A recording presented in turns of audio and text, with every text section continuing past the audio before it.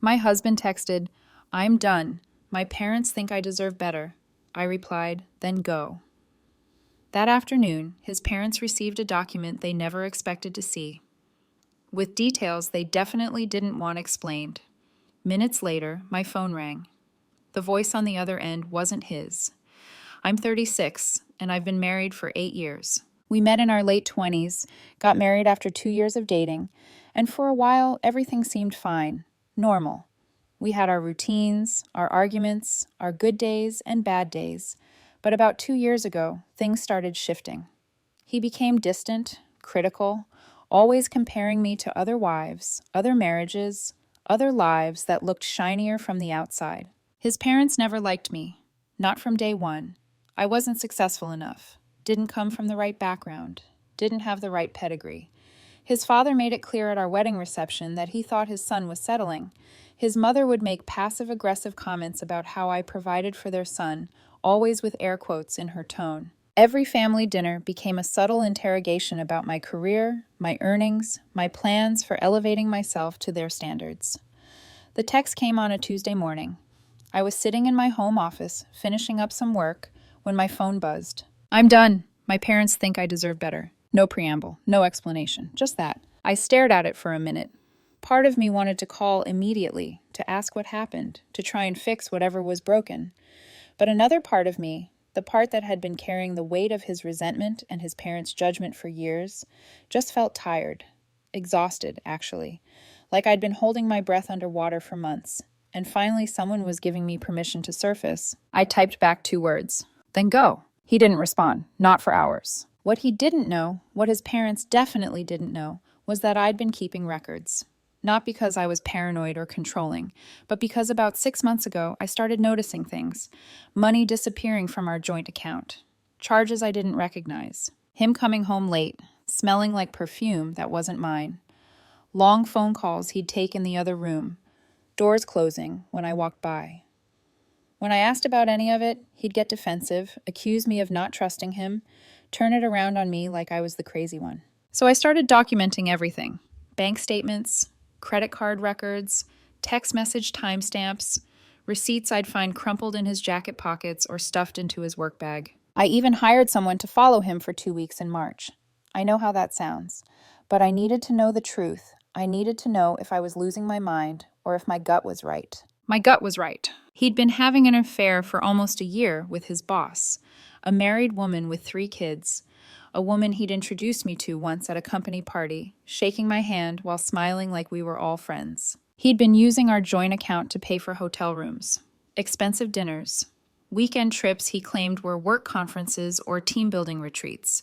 He'd spent over $30,000 of our money on this affair. Money we'd been saving for a house. Money I'd been contributing to while working 60-hour weeks, skipping lunches, saying no to things I wanted because we had goals, because we had a future. I had everything. Photos of them together, taken by the investigator I'd hired. Bank records showing charges at hotels on nights he said he was working late. Hotel receipts with both their names on the registration. Text messages I'd recovered from a cloud backup he didn't know I had access to. Messages where they talked about leaving their spouses, planning a future together, laughing about how clueless I was. One message said she actually believed I was at a training seminar. God, she's so naive. After his text, I sat there for about an hour, just staring at my computer screen. Then I did something I'd been preparing for weeks. Something I'd been building toward every time I added another document to the folder labeled Evidence. I compiled everything into a single PDF. Every receipt, every photo, every text exchange, every bank statement with highlighted charges. I organized it chronologically, added a table of contents. Professional, thorough, undeniable. It was 127 pages long. Then I sent it to 3 email addresses: his parents, his older sister, and his boss's husband. The email subject line was simple: the truth about your son, brother, wife. The body of the email was even simpler. Attached is documented evidence of a year-long affair. All transactions were made using funds from our joint marital account. I thought you should know who you're defending. I hit send at 2:47 p.m. At 3:23 p.m., my phone rang. Unknown number. I almost didn't answer, but something made me pick up. "Hello? Is this really true?" A man's voice, older, shaking with rage. His father. "Every word," I said. "Every receipt, every photo. It's all documented and dated." He said you were controlling, he snapped, that you didn't trust him, that you were emotionally abusive, that you monitored his every move and made him feel like a prisoner. I laughed. Actually laughed. I'm sure he did, I said. Did he mention the $30,000? Or the married woman with 3 kids? Or the hotel rooms he booked on our anniversary? Silence. Then we need to talk in person, he finally said. This is a family matter. No, I said. We don't. You made it clear years ago what you thought of me. Your son made his choice. I'm just making sure everyone knows the truth before he rewrites history and makes me the villain. You son of a... I hung up. 10 minutes later, my husband called, screaming, crying, hysterical. What did you do? He yelled. My parents are losing it. Her husband is calling me nonstop. You ruined everything. You destroyed my life. I sent them the truth, I said. That's all. You had no right. I had every right. You want to leave? I continued. Fine. But you don't get to paint me as the villain while you've been stealing from me and cheating for a year. You don't get to lie about who I am. It wasn't like that, he sobbed. You don't understand. It's exactly like that, I said. It's documented. Every lie, every hotel, every dollar. You want it out, I said. Congratulations. You're out, but everyone gets to know why. He hung up. He called back immediately. I declined. He called 17 more times in the next hour. I blocked his number. Update 1. The next 48 hours were absolute chaos.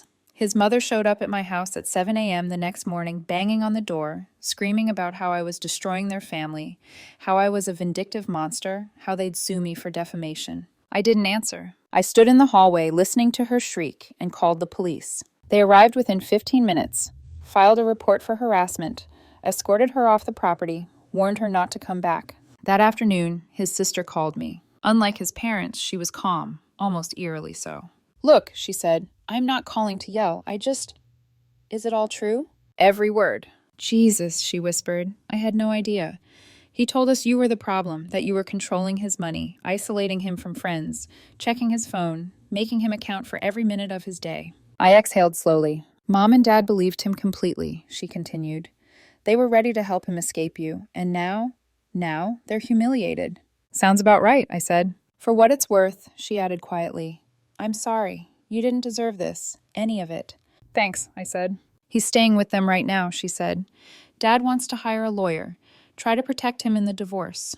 I've already filed, I said. My lawyer has everything. She went quiet.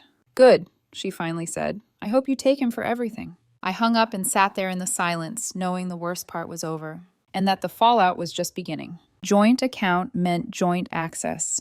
Marital property meant I had every right to those records. His boss's husband reached out to me 3 days after I sent the email. He wanted to meet. We met at a coffee shop on neutral ground, far from both our neighborhoods. He was younger than I expected. Tired. Dark circles under his eyes. He'd been crying. I could tell from the redness, the puffiness. Thank you for sending that, he said, his voice barely above a whisper. I suspected something for months, but she kept denying it. Called me paranoid, jealous, insecure. Said I was imagining things because I was home with the kids all day and had too much time to think. I'm sorry you had to see it like that, I said. I couldn't let them rewrite what happened. Don't be sorry, he said. I needed to see it. We have 3 kids. I was going to keep trying to make it work. Keep pretending everything was fine. Now I know I can't. Now I know I shouldn't. We talked for over an hour, compared notes, shared details. His wife had been lying to him the same way my husband had been lying to me. Late nights at the office, business trips that seemed excessive, missing money she claimed was for client dinners. He'd even found a receipt once for lingerie he'd never received.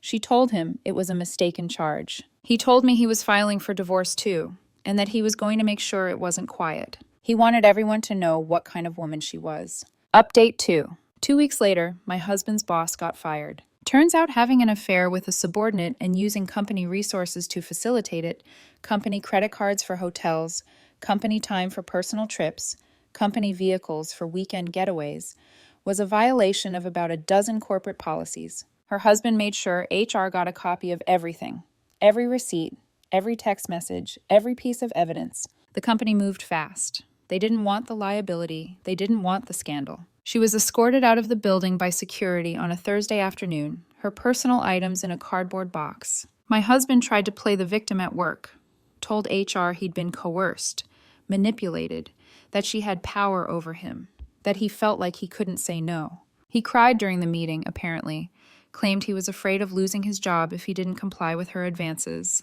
But the text messages told a different story. Messages where he initiated contact, where he sent explicit photos, where he laughed about her husband calling him clueless and boring, where he talked about how much money they'd have once they both left their spouses and started fresh. HR reviewed everything, brought in their legal team, and then they eliminated his position.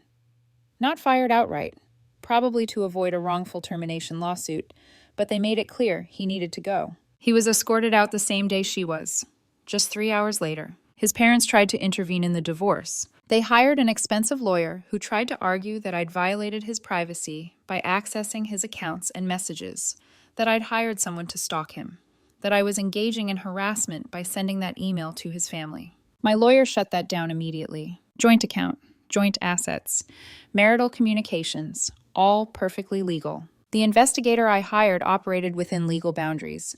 No trespassing, no wiretapping, just observation in public spaces. And the email? Truth isn't defamation. They tried to argue he deserved half of everything. My lawyer pointed out the $30,000 he'd spent on his affair and asked if they really wanted to go to trial, where all of that would become public record, where their friends and colleagues could sit in a courtroom and hear every detail. They dropped that argument fast. He moved back in with his parents, started posting vague things on social media about toxic relationships, narcissistic abuse, escaping manipulation. I didn't respond, didn't engage. My lawyer advised me to document everything, but say nothing publicly. Screenshot every post, every comment, but don't give him ammunition. His friends started reaching out to me. Apparently, he'd been telling them for months that I was the problem, that I was cold, distant, unsupportive, that I didn't appreciate him, that I took him for granted. When they found out the truth, several of them apologized to me. One told me she'd suspected something was off but didn't want to get involved. Another said she'd noticed changes in his behavior but assumed it was stress from work. His parents stopped contacting me after their lawyer bills started piling up. Turns out fighting a divorce when the other side has documented evidence of infidelity and financial misconduct is expensive and pointless. Their lawyer apparently told them they had no case and were wasting their money. Update 3. The divorce was finalized 4 months after that text message. He got almost nothing. The judge wasn't sympathetic to someone who drained marital assets for an affair. I kept the house. I kept my retirement accounts. I kept the car we'd bought together. He got his personal belongings and his car, which he was still making payments on and could barely afford. His boss's husband's divorce went through around the same time. He got full custody of the kids, the house, and a substantial settlement. The judge in his case wasn't sympathetic either. Last I heard, she was living in a one-bedroom apartment across town and working at a smaller firm for half her previous salary. Her kids refused to see her. My ex tried to reach out a few months after everything was finalized. He sent me an email, long, rambling, full of apologies and excuses. He said he'd made mistakes, that he'd been confused, that his parents had pressured him to find someone better, and he'd tried to prove them right. He said therapy had helped him realize what he'd thrown away. He said he missed me, missed us, that he wanted to try again, that he'd do anything to make it right. I didn't respond. 2 weeks later, he sent another email. This one was different. Angry, bitter, accusing me of being vindictive, of destroying his life, of refusing to forgive when forgiveness was the mature thing to do. He said I'd always been cold, that I'd never really loved him, that this proved he was right to look elsewhere. I blocked that email address too. His sister reached out a few months later. We got coffee downtown, away from anywhere we might run into family. She told me he'd moved to another city about 3 hours away, working retail at a department store, living with a roommate in a small apartment, struggling to pay bills. His parents barely spoke to him anymore. The scandal had damaged their reputation in their social circles. People they'd known for decades were suddenly unavailable. Invitations dried up. Business deals fell through. His mother blamed him for embarrassing the family. His father refused to help him financially anymore, said he'd made his bed and needed to lie in it. He asks about you sometimes, she said, stirring her coffee absently. What do you tell him? That you've moved on, that you're doing well, that you seem happy. Am I? I asked. She shrugged. Are you honestly? Yeah, I said after a moment. I'm starting to be. Update 4. About 6 months after the divorce was finalized, something unexpected happened. His boss's ex-husband reached out and asked if I wanted to meet for dinner. Not coffee this time. Dinner. I wasn't sure what to make of it at first. We'd stayed in touch sporadically, mostly just checking in, sharing updates about how our respective divorces were progressing. But this felt different. We met at a quiet restaurant. He looked better than the last time I'd seen him, healthier. The dark circles were gone. He was smiling. I wanted to thank you again, he said over appetizers, for sending that email. I know it wasn't easy. It needed to be done, I said. It did, he agreed, and it changed everything for me. I stopped doubting myself, stopped wondering if I was crazy. I got therapy, got a lawyer, got my life back. We talked for hours about the divorces, about moving forward, about how strange it was to rebuild your life at this age, when you thought everything was settled. He told me his ex-wife had tried to reconcile, sent flowers, showed up at his house, begged him to give her another chance for the kids' sake. He told her to leave and threatened a restraining order if she came back. The kids are doing okay, he said. Better than I expected. They're angry at her, which breaks my heart. But they understand why we couldn't stay together. I told him about my life, about selling some investments I'd been sitting on and using the money to travel, about reconnecting with old friends I'd lost touch with during the marriage, about feeling like myself again for the first time in years. You seem different, he said. Lighter. I feel lighter, I said. We started seeing each other after that. Casually at first. Coffee dates, dinners, long walks, nothing rushed. We both knew what it was like to have a marriage implode, and neither of us wanted to complicate things. But it felt right, easy, like we understood each other in a way most people couldn't. 8 months after the divorce, I got a call from his sister again. She sounded uncomfortable. Look, I probably shouldn't tell you this, she said, but I thought you'd want to know. Know what? He's been trying to contact your family. I frowned. What do you mean? He found your mom on social media, started messaging her, saying he made a mistake, that he wants you back, that he's changed. My mom hasn't responded, has she? No, I would have heard about it. Good, I said. Just be careful, she added. He's not stable right now. He lost another job last month. Got into it with his manager over scheduling. He's drinking a lot, staying out late. Mom and Dad are worried he's going to do something stupid. That's not my problem anymore, I said. I know, she replied. I just thought you should know. A week later, he showed up at my house. I wasn't home. I was out with friends. But my security camera caught everything. Him banging on the door, yelling my name, crying on the front steps. He stayed there for almost an hour before finally leaving. I called the police and filed another harassment report. They went to his parents' house and warned him that if he came back, he'd be arrested for trespassing. His parents called me the next day. His father, actually.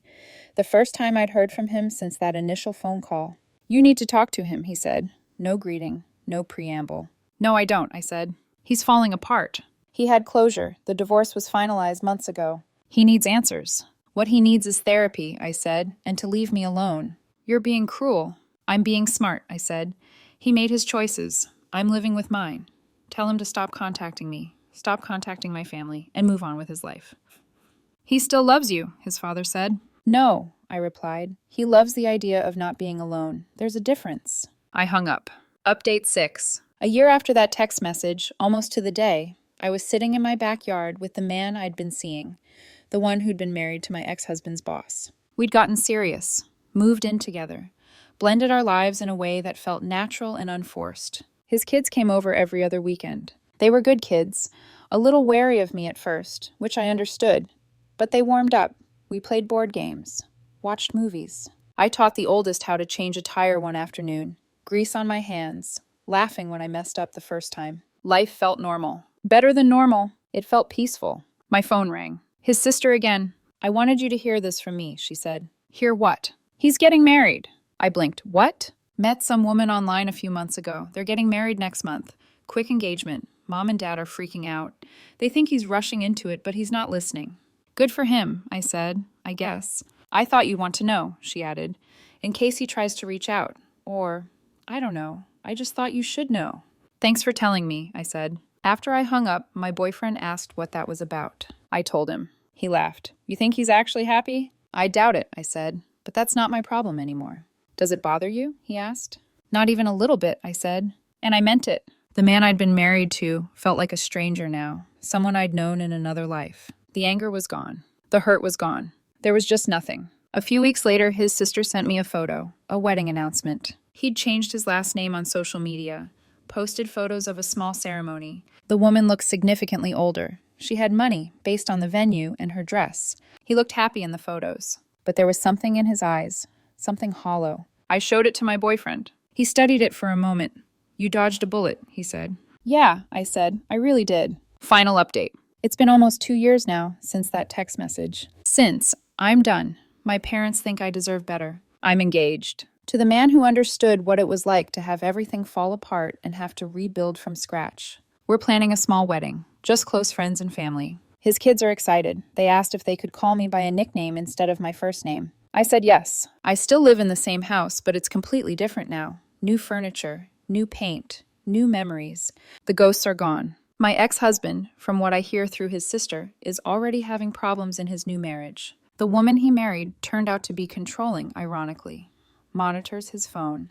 Questions where he goes. He complained to his parents about it. His father apparently said, "You made your bed." His parents never apologized to me. I didn't expect them to. People like that don't apologize. They just quietly revise history and pretend they weren't wrong. His former boss lost custody of her kids entirely last year. The judge ruled that her behavior demonstrated poor judgment and moral character. She sees them once a month, supervised visits only. I don't think about my ex often anymore. When I do, it's not with anger, or sadness, or even satisfaction. Just indifference. He's a character in a story that ended a long time ago. People still ask me sometimes if I regret how I handled it. If I think I went too far by sending that document to everyone. If I should have just quietly filed for divorce and moved on. I don't regret it. Not for a second. He wanted to leave.